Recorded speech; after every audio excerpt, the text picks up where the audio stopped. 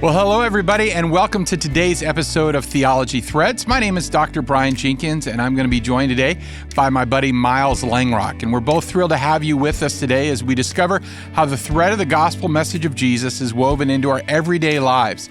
Each episode, we will discuss and unpack various ideas, values, and feelings about our world and what the Bible has to teach us. So let's follow the thread together in today's episode of Theology Threads.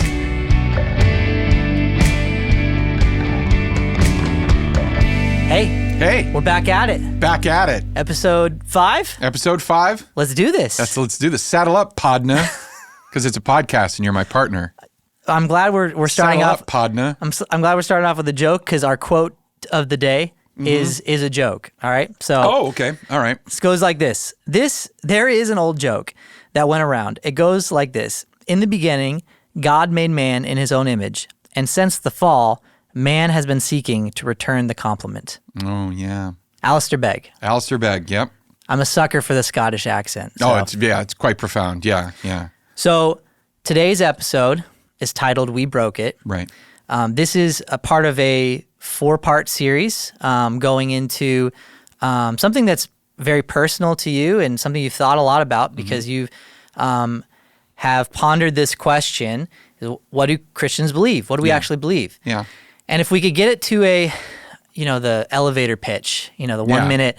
So what would we say? The pitch meeting. So the pitch meeting. Yeah, That's right. We talked about the pitch meetings before that. So these 4 things would be that God made it. God made it. Which was last episode. Our previous episode. If you haven't heard it yet, maybe turn back and listen to that real quick. Yeah. Today is We Broke It. Next is Jesus Fixes It. Yeah. And lastly, the church shares it. The church shares it. Yeah, and just a little bit of backstory on those. I first came into contact with the idea when I was a church planner, probably 10 or 11 years ago, and just really encountered a lot of people in this town that I was planning our church in that really had problems with sort of the institutional church. Christians believe this, and there's a lot of, you Christians believe that, Christians believe that. So I really wanted to say, well, what is it that we actually believe? What do Christians really believe? Now, the God made it, we broke it, Jesus fixes it, that had existed kind of in the theological and pastoral ether, and it somehow lodged into my brain. And then when I became a part of the team at New Life, Dr. Troy Jones and I kind of developed that 4th idea of the church shares it. But it does come from a real sincere attempt to just say, hey, this is what Christians really believe, and this is what you need to decide if you want to agree with or not. Kind of going back to the episode with Troy. So. Right, the deconstruction versus decluttering. Right, and if you're going to reject it, know what you're rejecting. Yeah, at least know what you're rejecting. Yeah. I think it's a very reasonable argument to make. One would hope. Yeah. So today's episode is We Broke It. We broke it. So what did we break? Yeah, so I mean that's, the its are always interesting. What did we break? Obviously, what we're talking, well, maybe not obviously. I guess I shouldn't say obviously. No, because we're going to explain it, right? Yeah, what we're talking about is the idea of this disruption, the breakdown, the deconstruction, the erosion. I actually like that word. The erosion of our connection and our relationship with God. So if we understand that God made it and God is our creator, then what we have to understand is that in our breaking of it, which we'll talk about sin kind of as we go through, but in that breaking, it is that fundamental relationship of a rift between creator and creation.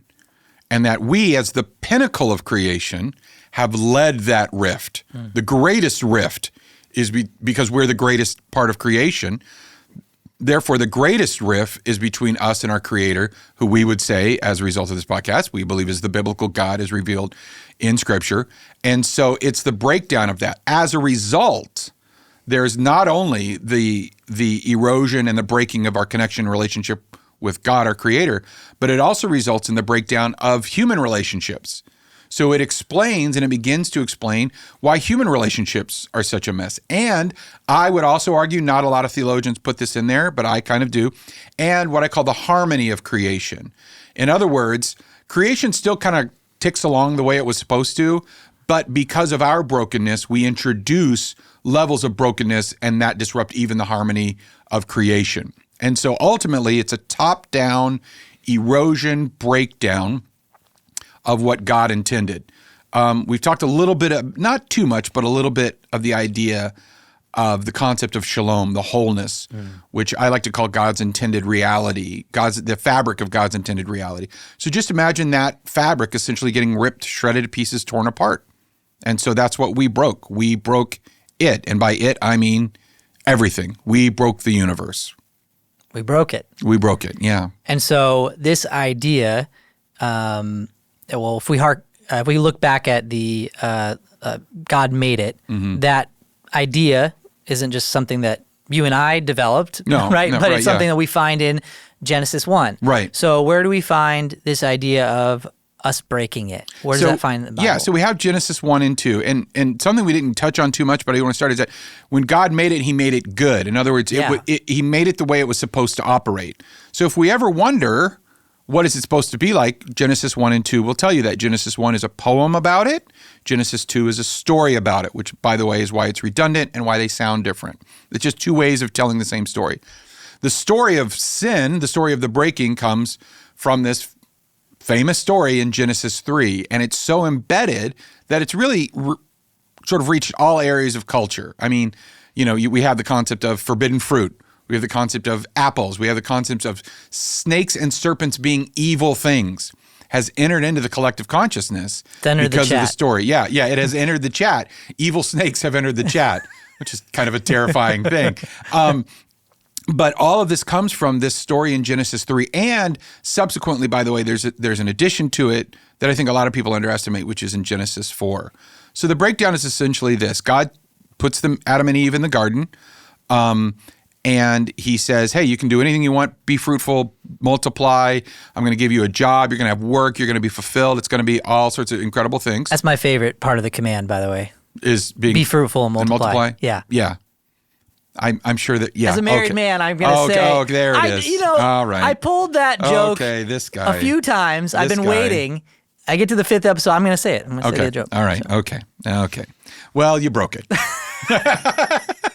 So Adam and Eve in the garden, God says, don't eat it. And then the serpent comes around. So the first, and it's going to get a little sermon-y here. So if you are following along or you're watching and you want to write some stuff down, one thing you do is look at Genesis 3. The first thing you want to pay attention to is what I call the deception of the serpent. So the serpent comes in and says, did God really say? Yeah, and that's a very sneaky question. It's a very sneaky question because it's not God is wrong. Right. The idea, I feel like a lot of people think temptation or sin or Satan and all the different ways we want to characterize this idea of something coming against us is like it's going to be obvious. It's going to knock on the front door and say, follow me to hell. But really, Satan he's the master deceiver. He's the father of lies. And so he's very good at lies. And so this question is posed in such a way. It's not like God didn't say, but did he really say that? Yeah. I mean, the introduction of all the calamity in the world comes basically from a snake going, really? Really? And it's the undermining. That's why I like the metaphor of erosion versus like this attack. Because you're right. We think evil is this massive force out there that's attacking the powers of good, and that there's this cosmic warfare between good and evil, and that it's almost like it's this fair and balanced fight. But the truth is that, and we'll get into evil if we want to, we'll get into evil a little bit later, but it's an erosion. It's an unsettling. It is an introduction. It's an unnecessary and a vindictive introduction of doubt where there needs to not be doubt. Mm-hmm. So when we go back to episode 2 and the idea of belief and doubt, we talk about doubt being kind of an okay thing, but when you use doubt, when you weaponize doubt against someone, now it becomes really destructive. So that's why I like the idea of erosion. It's just a subtle scraping away. So the snake comes along and says, did God really say? So you have this deception of the serpent. Then you have this distortion by Eve. Because Eve winds up saying something to the effect of, I don't want to find it.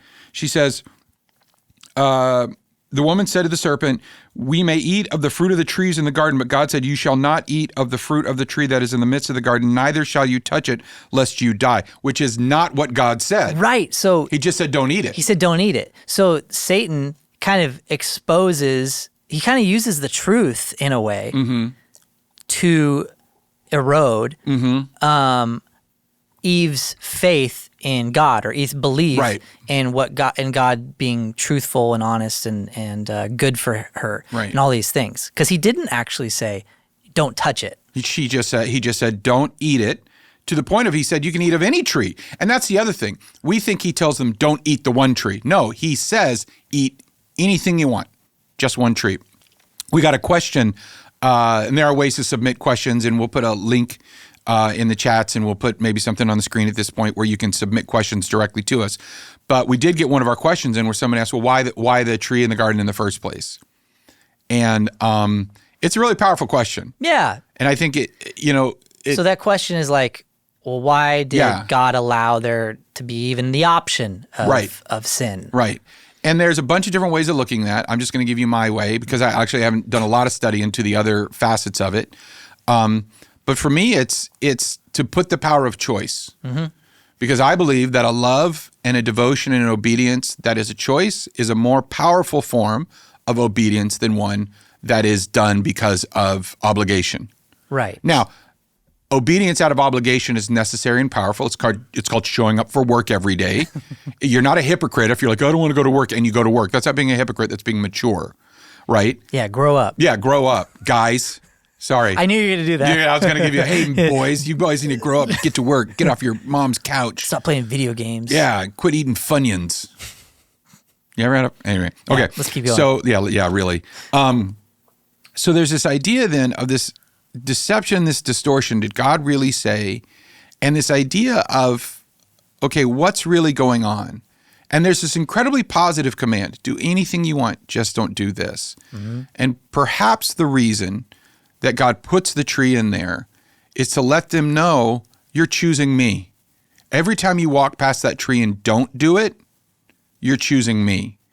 We look at it as he put that tree in there to tempt them. We'll actually have a conversation later about God and temptation, mm-hmm. which comes out of the book of James. So remember that we come back to that. But no, he put that tree, maybe he put that tree there so that every time they walked by it, they knew I'm obeying. Because it feels good to do the things the people you love ask you to do. Right? Even necessarily if you're intrigued or you're curious or you don't want to do them for whatever reason, it still feels good to do it, not because you're obligated to, but because you choose to. So Eve even distorts that. So you have the deception of the serpent. You have this distortion by Eve. They eat the apple. God comes looking for them, which that's a whole other episode. God comes looking for them. So you have the deception of the serpent. You have the distortion by Eve. And then you have this deflection by Adam, which, by the way, it's a great little, it's not great. Yeah. It's an incredibly powerful pattern of sin, deception, distortion, and then deflection. Because God said, who told you were naked? And he said, well, this woman, the woman you gave me. So think about who Adam blames. Adam literally, because there's only two people, right? There's only God and there's only Eve. There's no one else. Adam literally blames the entire universe at this point. The serpent, the woman, and God. And God. It's literally everyone else's in the universe's fault except Adam. Right. Which again is a very guy thing to do. Well, it's he really stands in for all men at that point. It's a very it's an insight to how we react when we're caught. When we're caught in the act. Like, well, it's not my fault. You know, we look for blame shifting and we try to point at all the, different responsible parties or maybe blame my upbringing or blame, circumstances. If I had a da-da-da-da-da, look at my life. But it's not, accepting, you know what? You're right. Yeah, it's not, you don't own it, anything like that. So you have the deflection. So then sin goes on, they're removed from the garden, but then there's one other kind of, I don't know, I think it's an intriguing part in the overall narrative of the origin of sin, and it's actually Cain and Abel's story. Oh, yeah. And I think it's a point that a lot of people don't deflect on, right? Or reflect on, rather. It says this. So if you know the story of Cain and Abel, they offer a sacrifice. Abel's gets accepted. Cain's gets rejected. Cain gets mad. Again, that's a whole other podcast. But then Cain is stewing. He's really mad. And the Lord says in Genesis chapter 4, verse 6, the Lord said to Cain, why are you angry, and why has your face fallen? If you do well, will you not be accepted? In other words, Cain, you have a pattern to follow. I showed you the way of doing things. It has been demonstrated to you. So if you do it, everything's going to be okay. But then he says this, and if you do not do well, sin is crouching at the door. Its desire is contrary to you, but you must rule over it. And what we are told in that moment is you have the deception of the serpent, you have the distortion by Eve, you have the deflection of Adam, but sin ultimately is still a decision. Cain has a choice. Cain's sin, like all of our sins, is not inevitable. He chooses the sin. He chooses the sin. And I think that's incredibly powerful for us to remember. In the story of sin, so when we talk about worldview as ideas, feelings, and values, ideas come from teaching and stories.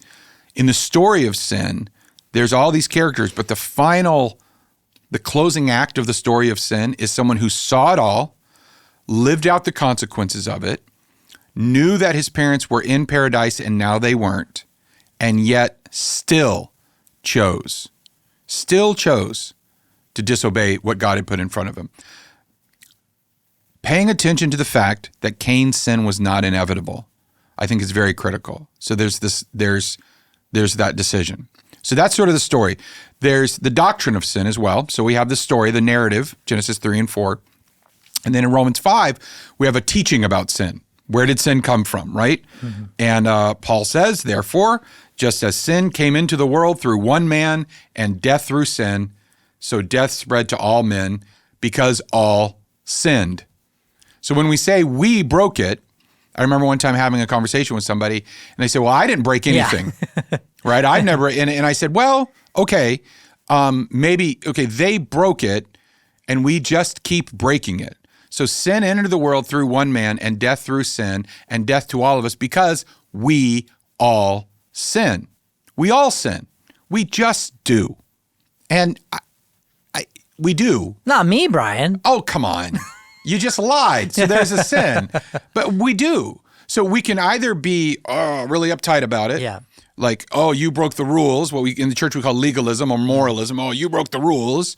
Or we can be really relativistic about it, like, oh, no, it's not your fault, and you weren't raised the right way, or whatever. Or we can say, be really idealistic, like say, oh, you don't know enough, you haven't been taught well. Or we can say, yeah, there was a rule, I knew it was wrong, and I broke it. And in doing that, I have participated now in the brokenness. I have aligned myself with the brokenness of the world around me. And as a result, we sin. Is this thought similar to the idea of original sin? Because I think one of the early church fathers would, Augustine was really big into really big into original sin. Is that along the same line? Is it different enough? Yeah. He would cite this passage. Original sin, if you're not familiar with the concept, is the doctrine that sin enters into the chat. Yes, literally sin enters into the chat. Sin slid into the DMs of humanity. Did you hiss as you said sin? No, I didn't mean to. Oh, okay. It's just your nature. I had drank the coffee and so so sin comes in, and because of that, we are born sinful. So there's a theological construct around that says, even though we've not committed a sin, our nature is sinful.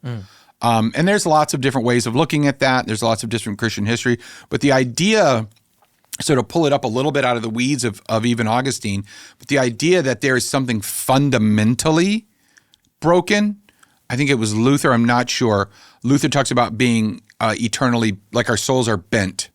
Like at the very least, we're all just crooked. So we may not be broken all the way, but at the very least, you cannot deny the fact that we're all a little crooked. So we crooked it. Yeah.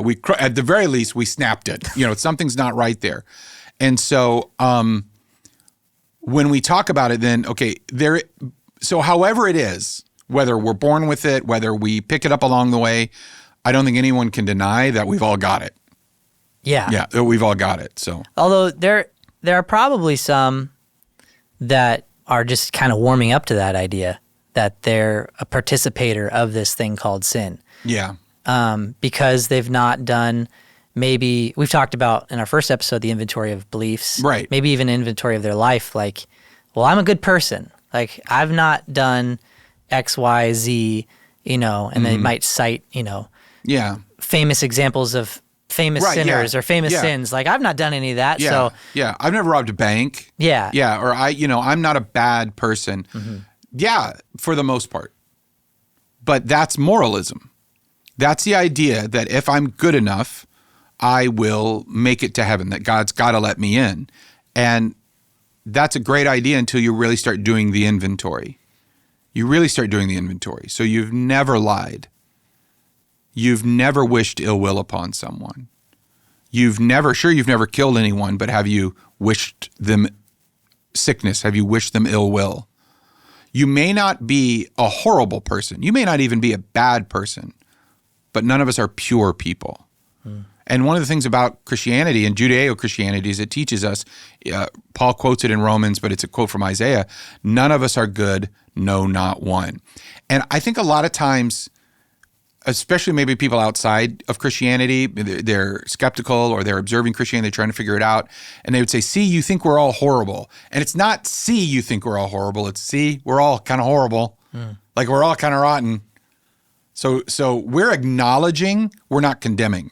The Christian doctrine of original sin is not condemning other people. It's acknowledging how rotten we all are, which then leads to the need for the fix from Jesus. Yeah, and we'll which we will not get to today. Yeah, exactly. Yeah. So it's all the bad news this episode, but the good news one other thing next. about original sin, and I think we'll come back. So if you don't follow us on YouTube, you'll want to, because we have a what did we miss kind of conversation. So when we do what did we miss, let's come back and about the idea of like children and sin. Sure, okay. And what that means for babies and infants and all that kind of stuff. Because it's adjacent to this, it's not directly in line. Yeah. It's critical to the conversation. Yeah. But I think let's come back and Cool. Let's you do can that. find those drop later in the week. So on YouTube. We've talked about this idea of sin, doctrine of sin. How does this intersect, or how is this woven into the big four ideas that we've been talking about? The big four questions of life. What is our origin? What is meaning, ethics, and destiny? Yeah. So again, one of the reasons that we believe, you and I believe, and many of us believe, that Christianity is, I can't find a better way to say it. I think I offend people every time I say it. I'm not. So, I'm supporting you. I'm cheerleading every time you say it. That Christianity is a superior worldview. Yeah. Is because it accommodates for, it has clear, linear, congruent, coherent answers to all four from its main teachings across all four of the biggest questions of life. Okay, so when it comes to sin, well, origin. What does sin mean about our origin? Well, it erodes the very fabric, the shalom of reality. That what we're created to do is corrupted, and it erodes the relationship with our Creator. And because the relationship with our Creator is eroded, that affects our meaning, our purpose. Our intended purpose becomes obscured because the relationship with the one who created us, we defy that. We walk away from it. We choose it. Now, again, did I choose it? Or am I born? Whatever. But at some point, we choose. We choose to want what we want versus what God wants. We go right back to Cain's dilemma. Yeah. It no matter what happened in the garden, Cain is us also. Right. And the part that you mentioned too in that verse is not only is he choosing it, but sin's crouching at the door like a beast. Yeah. By the way, that it's not a part of you, Cain. Like if you want to get into a discussion of original sin, sin is outside of Cain, and it's waiting to master you. And he's saying, Cain, there are things inside of you that if you trust in me and you do what I tell you to do, you can actually master. Yeah. I mean, that's a whole other podcast. Do you know what I love about that? And I know we'll get into it more during the Jesus Fixes It, but God does the work to go after Cain. And Adam and Eve. And I'll say with Cain specifically, it's before. Yeah. Because at this point he tries to cut it off. Yeah. Yeah, he sinned in the way that there's this hatred brewing in his heart for his brother. But has he though? I mean, that's a whole other conversation. Yeah, Jesus talks about. So, because he hasn't acted on it. Let's just say he hasn't acted. To be fair, he hasn't been acting on it. He's in a liminal space. At least. He's in that between the two banks. Yeah, he's there. Yeah. And so, but God's chasing after him. Yeah. God's crying from one side of the riverbank saying, come over here, come over here, come over here. To prevent him from doing. Now, God is also omniscient and he knows what he's going to choose to do. And Cain kills his brother over this unsettledness in his heart, which God made every effort to say, hey, you can do this. Mm-hmm. But he says, he succumbs. If you do good, will you not be accepted? I mean, Cain, he's saying it's right in front of you. You know what to do, so do it. So, which, by the way, is a great setup for that third question, right? So you have origin, where did I come from? Meaning, why am I here? At the question of ethics and morality, which is essentially how should I live or how should I behave? Sin distorts our understanding and our morality. Romans 1 makes a very powerful argument for that. In the King James, it's one of the most powerful verses in the King James when it talks about suppressing the truth in our wickedness. And the idea is that sin actually, once we engage in it, because it's bent, it folds back over on itself. So your capacity to choose morality begins to be suppressed. So in Cain, when he makes the first decision, there was an old football coach that used to say this, and I learned this from a friend of mine. He said, never make the second mistake. The first mistake we can work with. Don't make the second mistake, right? So in baseball, I booted, I come in and, I booted the ball off the bat. Don't overthrow. Don't make a bad throw to first now. Don't make the second mistake. Slow down. And what happens is sin compounds it. We make the first mistake, and then out of shame, guilt, and we'll get to that in a second, but all those things, then we make the next one, then we make the next one. And Paul says that's suppressing the truth. It's slowly being driven down deeper and deeper and deeper. And now our very capacity to choose the right thing is affected. So it's described in some circles, I've heard it, a seared conscience. Yes. Yeah, the ability to even interpret right from wrong, right? Because wrong has been done so much, and there's been so much lies and deceit, which I believe you're actually deceiving yourself. Yes, yeah. And that's how that, right. Yeah, the heart of all sin is that self-deception. And so this is idea. And then finally, well, how does it affect our destiny? Well, Christians believe that there's all sorts of doctrines. You and I were talking about this even before we started recording. There's all sorts of doctrines about what happens when you die. But the one thing that Christianity generally agrees on is that without Christ, if left in sin, there is eternal separation from God. Now, we could go into the weeds and get into all kinds of eternal torment, eternal isolation, eternal whatever. Maybe we'll do a secondary supplemental content on hell and that type of stuff. But I don't want to get down in that. I just want to remind us that because the destiny of sin is exactly what the origin of sin was. I don't want to be in relationship with you. So sin starts in self-reliance and will end in self, an eternity of being separated from God's rule and reign. And that's kind of how those things intersect. So yeah, it's not good. No, it's horrible. And it's, we keep on giving little glimmers of hope for next episode. When we talk about, it doesn't, that's not all, folks. Like there's more to it. Yeah. But we will stay here and let that kind of thought, simmer. Just like, on Good Friday, there's that darkness.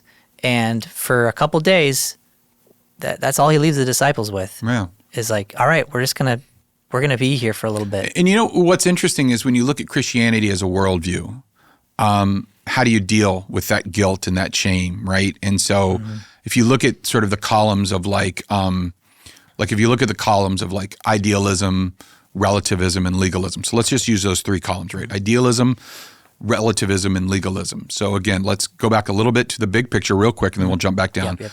Worldviews are a combination of my ideas, my feelings, and values, right?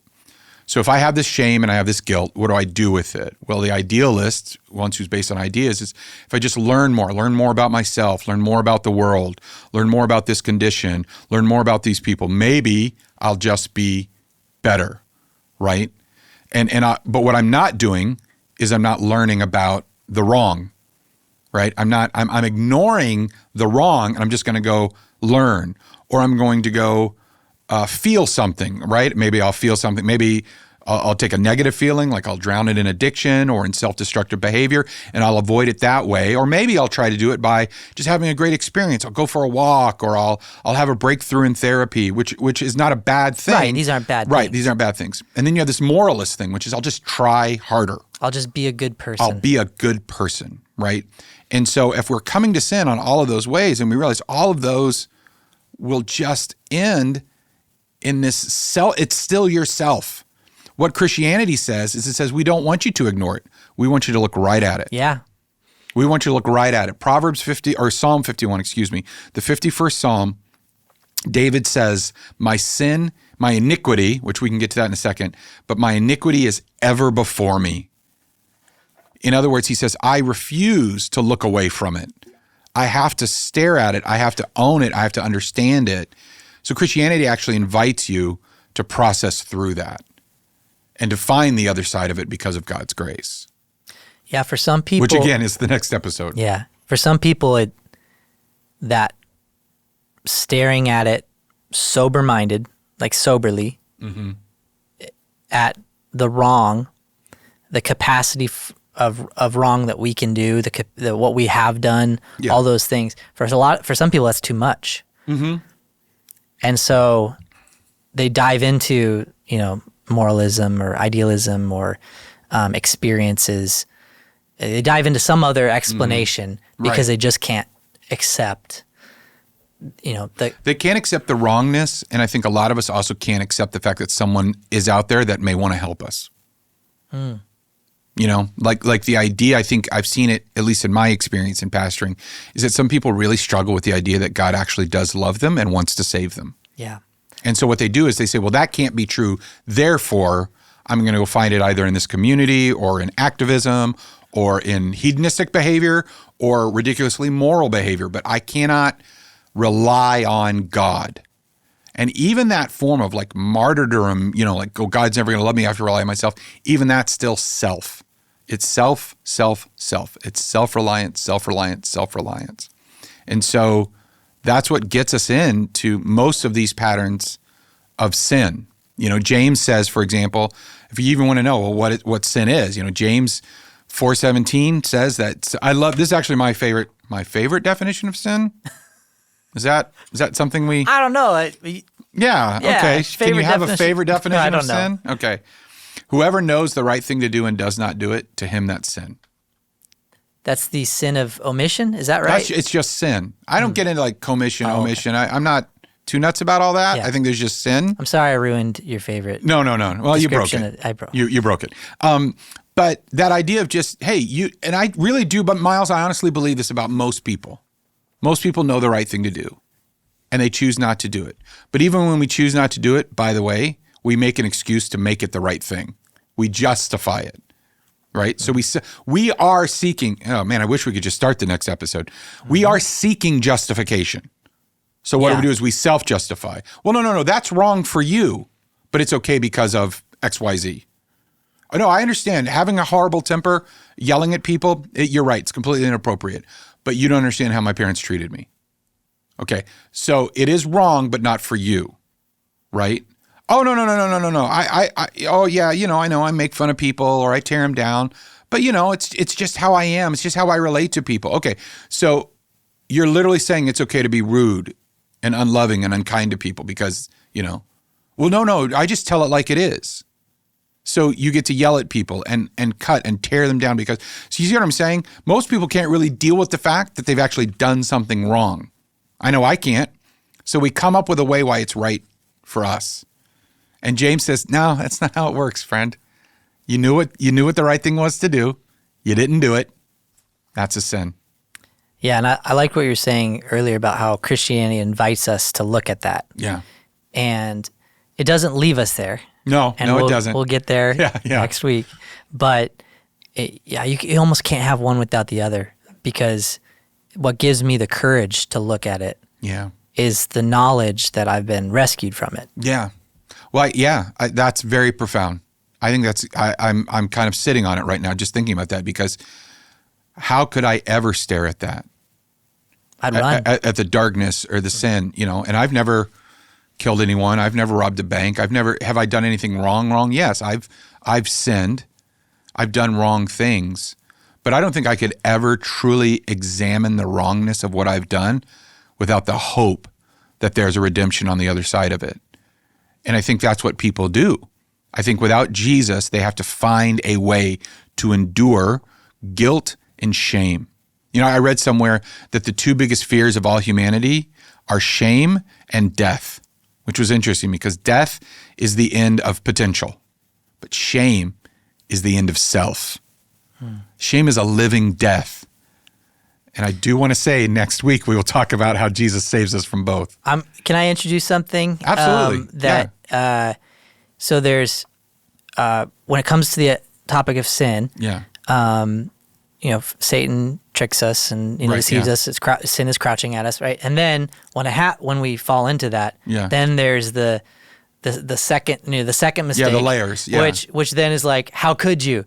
Right? It's this condemnation or the shame you're talking about. And I don't know, maybe it's appropriate to go through conviction versus condemnation. Maybe that's another episode. Well, yeah, I think just really quickly, because I do think there is conceptually, maybe in terms of actual definition, they're the same, but I do like to separate guilt and shame conceptually. Guilt should be the remorse over the things I've done, and I'm a big fan of guilt.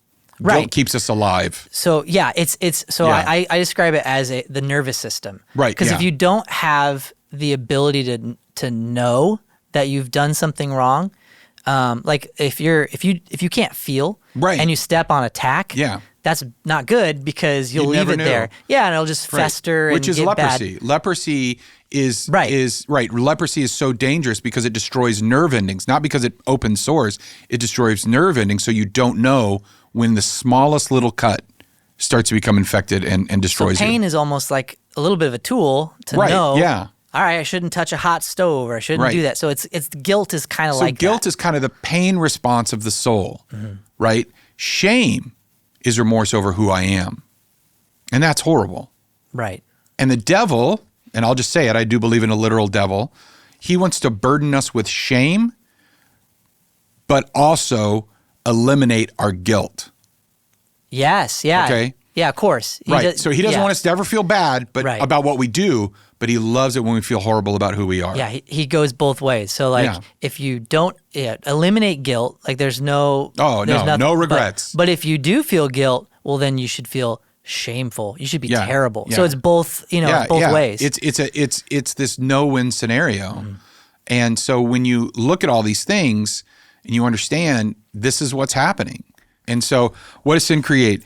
It's Thomas Oden's Classic Christianity talks about sort of the outcomes of what sin burdens us with: ignorance, misery, sin or corruption, and a bound will.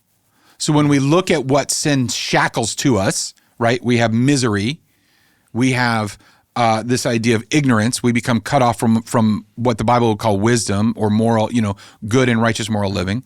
We are just bound by the fact that we're guilty. And then we are addicted to these behaviors. The other thing is that other side of it, that idea of the shame and the guilt dynamic, that you have this tension between shame and guilt. And so that's what sin does to us. And so whether it's James calling it knowing the good you ought to do and not doing it, whether it's Paul in Romans 3 saying it's missing the mark, I didn't live up to the standard, whether it's in Psalms, the concept of iniquity, literally meaning crossing the line. In Proverbs, it's talked about as straying from the path. It's all living outside the pattern. Yeah, it's again, that twisting of God's intended reality. It's the Sorry. That's okay. You broke it. It's that tearing of the fabric of God's intended reality. It's that perverseness, and that meaning just to just twist and change what it is that God, how he wants us to live. Yeah.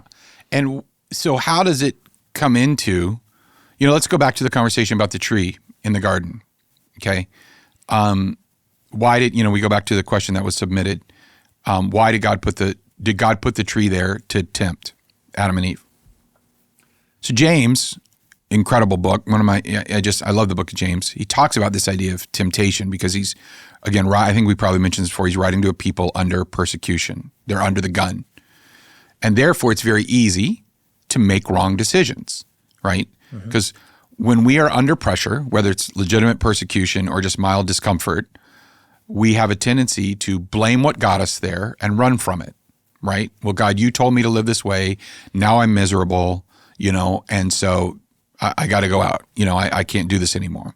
So James says, let no one say, God has tempted me, for God does not tempt. But in James chapter 4, James chapter 1, verse 14, each person is tempted when he is lured and enticed by his own desire. So I want to stop there.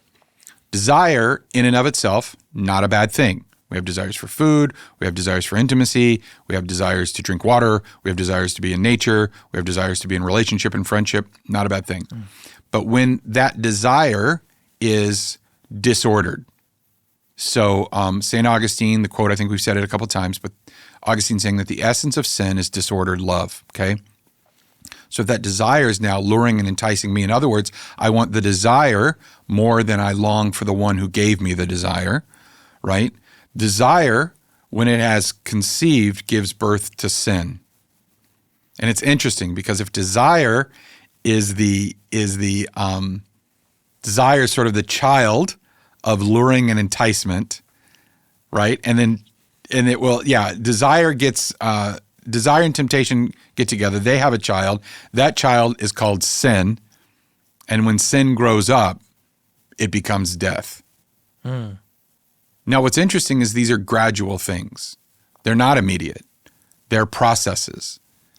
And jumping now, going full circle, pulling the thread, the theological thread, let's look back at Cain. God was telling Cain, there's a desire in you right now. You're angry, you're mad, and the desire to, you're embarrassed. Let's go with that one. Like, Cain, you're very embarrassed, and you're angry at me, not your brother, by the way. You're embarrassed, so you have a desire in you to reassert your power, to reassert your dignity, to go claim your own dignity, your own power, your own dominance. Wasn't Cain the older brother too? I don't know off the top of my head. As an eldest sibling, I feel like I just does that resonate? Just that like, level of rage kind of resonates with you. Why, God, you didn't accept my sacrifice? Yeah. I'm the oldest. You should. Well, now you're getting into the theology of the second child, which is a whole other thing. But ooh, yeah, that's a good one. That's supplemental content. Yeah. So he says, but look at what he's saying. He's saying, hold on. I get that this desire is inside of you. Don't let it come to pass. Yeah. The metaphor in Genesis 4 is sin is at your door crouching to master you. In James 1, it's the desire of having a child, essentially. Going over and over and over again. And there's this thing of this process of it, this slow formation of it. And at any point it can be arrested, but we choose. And whether you did it a long time ago or whether you did it before you got in the car to listen to this, whether it was a fight, whether it was, you're watching this on YouTube and you snapped at someone because you're trying to pay attention to your religious podcast, but you're mean to someone, it doesn't matter. Something wells up inside of us. We have a choice. And what do we do?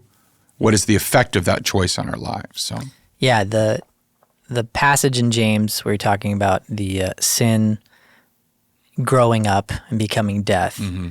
and the idea of the slow process. Yeah. It reinforces the idea that we really need to, take inventory, right? We need to stand at the. I know when we were talking about that, the taking inventory is about what we believe, right. and guarding what we believe, right. and everything. But this is kind of more like guarding our behaviors and guarding our heart. But it is guarding our heart because remember, guard your heart from the well springs of life. So we have Cain, who is in fact, we have fact checked, was the older brother. Oh, nice. Yeah. Right on, producer. So there it is. There we go. So I knew it. Cain is in this process and he doesn't stop. He doesn't put the brakes on. He doesn't say, where is this coming from? Why is this here? Why? All he feels is the temporary and pleasure to say it of what the outcome will be. This momentary catharsis of acting on instinct. Mm-hmm. And when we're driven by that, and I think that's one of the things about Christianity. Again, I want to keep coming back to it. Christianity is trying to tell you are more than just your instinct.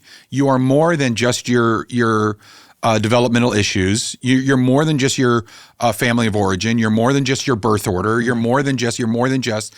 But the world, the secular world, this idea of secularism often wants to say that's all you are. Right. You are just this. Oh, you made this decision because you're an oldest child and you feel this burden, and so you lash out because you can't control everyone. No, you're more. Don't be the more. Be the more that God made you to be.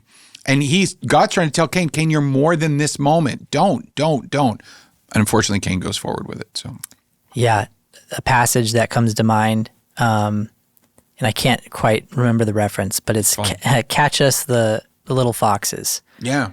Right. So the idea is that there's probably a vineyard or some sort of area where it's protected, and there's either fruit or livestock or something like that. And there's these little foxes that can get in through the fence. Yeah. And they spoil the vine. They spoil everything in there because because they were able to get in, right? And so the idea of like sin as a gradual process is that if we disregard the little tiny allowances we make, right? For I was okay to yell at my employees because they're dumb. Yeah, yeah. Or look at these people. Yeah, look at these people. Right. And that's the deflection, isn't it? Yeah, it's like a deflection. Adam, right. This woman you gave me. Yeah. Look at these guys. Well, you'd yell at them too, God. Or, oh, my kids are the worst. Or my wife is horrible. Not mine. I that wasn't okay. Yeah. But we do that. Yeah. It's everybody's fault. And Christianity's trying to say, actually, friend, it's your fault, but this is only a part of you. This is not. We try to say this is not who I am. Christianity actually says it's kind of in there because it came from inside. That's one thing that James makes very clear. What causes the fights and quarrels among you? Is it not the desires within you? Jesus himself says it's not what's on the outside that makes an object unclean. It's what's inside the vessel that makes it unclean. And so we've allowed that to get in, kind of? It's in. We've allowed it to get in. It's there, and it stagnates, and it ferments, and it gets worse like a bad fungus. I mean, who knows? Yeah, because we established last week that we're created in the image of God. Right. So it's, yeah. Yeah. Yeah. And in that capacity to choose, created in the image of God, created to reflect him, there's also the capacity to choose and create. And we've created and we create chaos. Destruction we for create ourselves. We decreate. We take creation, we tear it down, whether in ourselves, whether in someone else, whether in the natural world, all of those kinds of things. The comment, the verse about the foxes is from the second chapter in the Song of Solomon. That's what it is. And so that idea, and it talks about, what's interesting is, first off, congratulations, our first Song of Solomon reference on Theology Threads. That's the second time today I've talked about marital But what's stuff. interesting is that here's this poem about romance and about intimacy and love and devotion, and it is very explicit, and it really shows the power of what the beauty of those things can be, right? And yet there is this warning. It's not the big things. It's the little foxes. It's the little glance at work. It's the little DM to the coworker. It's the little look of disgust and frustration that could erode. You don't have to worry, I'm not going to go out and cheat on you or blah, blah, blah. Well, it's the erosion over time that's infinitely more dangerous. Yeah, it's to borrow the James, it's not doing what you know to do. So Right. then kindling that romance where it's supposed to be. Right. If you have a spouse, in the appropriate boundaries of God's pattern. Right, exactly. So, Yeah. well, we've talked a lot today about we breaking it. Because Yeah. God made it, Yeah. and then not one chapter later, we royally mess up, man. Yeah. I mean, we literally don't even get out of the driveway. Yeah. We Right. break it. It's like that kid that gets the new car and the second he takes it out on the road. Oof. Yeah.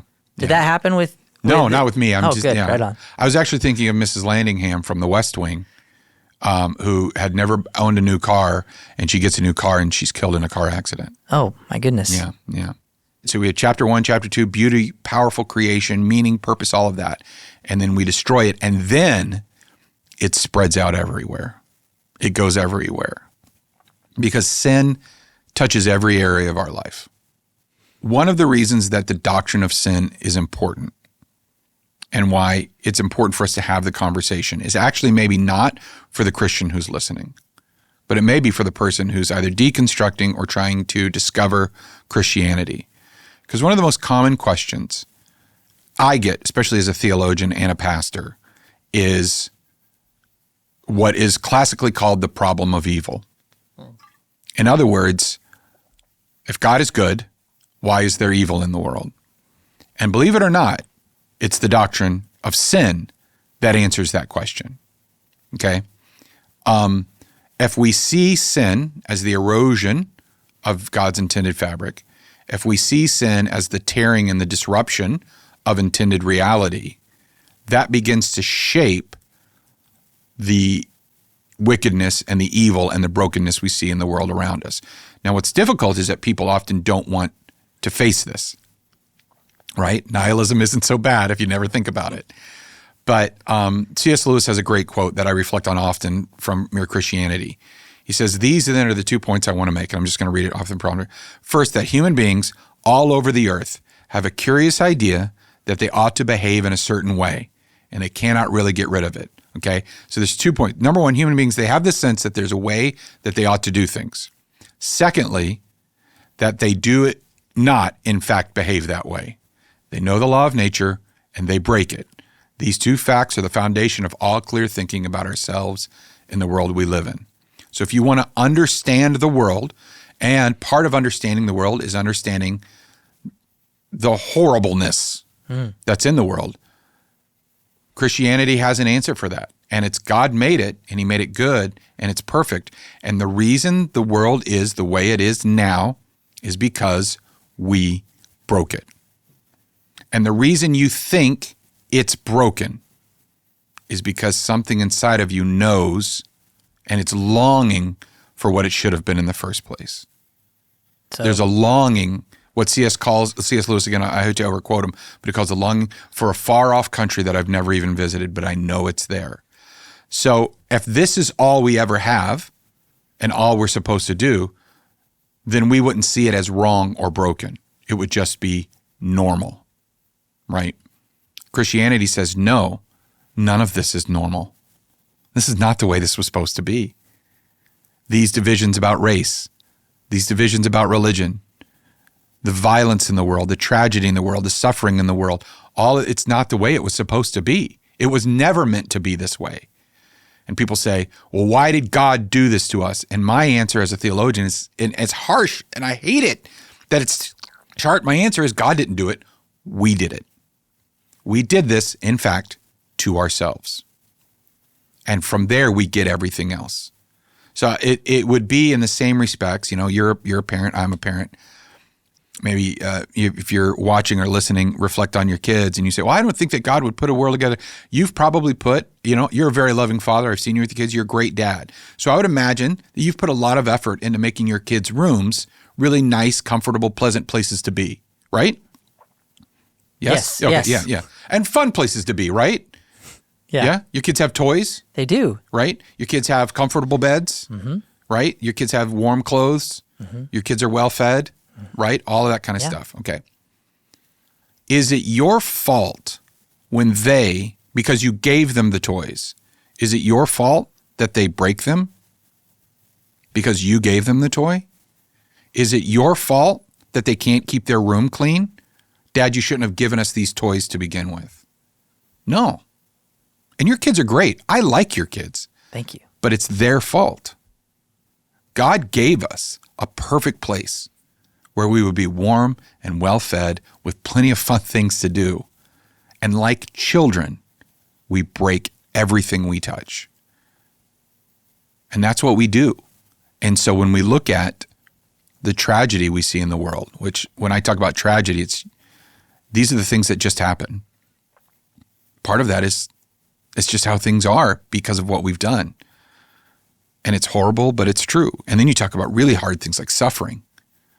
So if tragedy is just the natural results, if there's a hurricane or a tornado, it's the way the world works now, and you can't blame the tornado because the tornado is just acting in nature.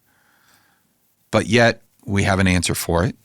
And then there's suffering, which is the wrong is caused by just distorting. We have systems of suffering. We have institutions of suffering.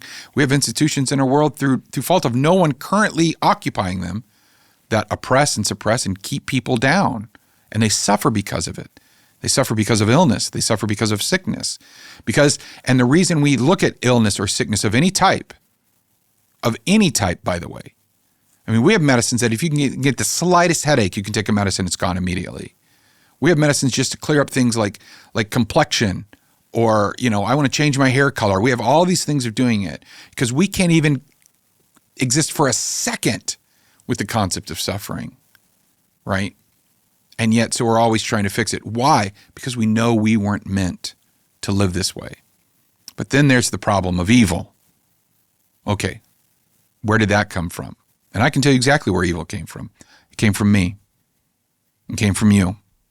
It came from who's ever watching or listening. You want to know what the problem with the world is? It's us. It's us because we choose. We choose to do what we want rather than live within the fabric of God's reality. And as a result, we choose something over God. And evil's not even a real thing. Evil's just not good. Yeah, there's the metaphor. You've talked about this before. I don't know if it was on the podcast or just when we were prepping. A metaphor that helps me understand that truth is that light. Light is a thing. Light is a thing, but darkness is simply the absence of light. Right. It's not like there's a thing there. Right. And the reason you know that is because the second you turn any light on, it's now not dark. If they were equal, then it would take the appropriate amount of dark or light to fight off the measurable amount of dark. You can't measure dark. You can measure black as a color. Okay, you win. But you can't measure dark. You can measure light. It's either a wave or a particle. It's a little bit of both. We have all these theories about it, all that type of stuff. And so we can measure good, but evil is just not good. Yeah, it's the absence of good where it ought to be. Mm-hmm. Evil exists when people, Dr. King, right? Evil exists when people fail to do the right thing. Mm-hmm. So where did the evil, and that's a horrible paraphrase, so I'll concede that, and all the people are going to jump on the chats, but this evil that's in the world, it breaks my heart to say it, but it's our fault. And then we say, well, what about the innocent people? Yeah, the innocent people of those evils, and this may be really difficult, they're our victims. They're not God's victims. God is fighting. He is fighting. He has crossed time and space. He has spanned heaven and earth to rescue them. We are the ones that turn even innocent people into victims because of the evil choices that we make. And we'll talk about how exactly God does that. He does. He fixes it. In next week. Yeah. Next week's episode. So, well, think we're good to wrap up here. Yeah, I'm done. Yeah, I'm done. I'm done. Thanks for joining us. Please take a second to like and subscribe for our notifications. Follow us on social media. And if you enjoyed this episode, share it with one of your friends, maybe someone who's contemplating these very questions. Make sure to leave a 5-star review on your podcast app so others can find us. Dr. Brian, thank you. Thank you, Miles. Take care.